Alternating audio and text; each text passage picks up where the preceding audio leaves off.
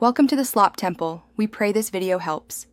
You start by choosing the precise plastic and testing a scrap. That tells you if dye will bond. Next, clean the part with dish soap, then wipe with rubbing alcohol to remove oils. This improves adhesion. Once done, set your workspace with newspaper and ventilation. Heat the dye bath to about 120 degrees to 150 degrees F so the plastic accepts color more evenly. Now put on gloves and gather tongs. You're ready to move straight into dyeing. You prepare the dye bath following concentration instructions. For liquid dye, a few drops can be enough, while powdered dye often needs 1 tsp per 250 ml. Heat the bath to the target 120 degrees 150 degrees F.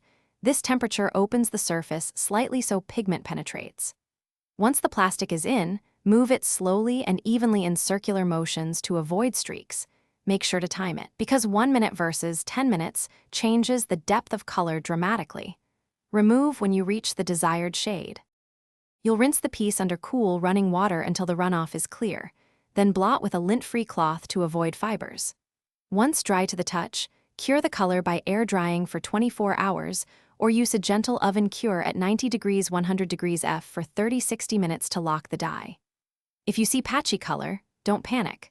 Reheat gently and re-immerse or scuff the surface lightly, clean again, and repeat the dye step. That single troubleshooting, fix.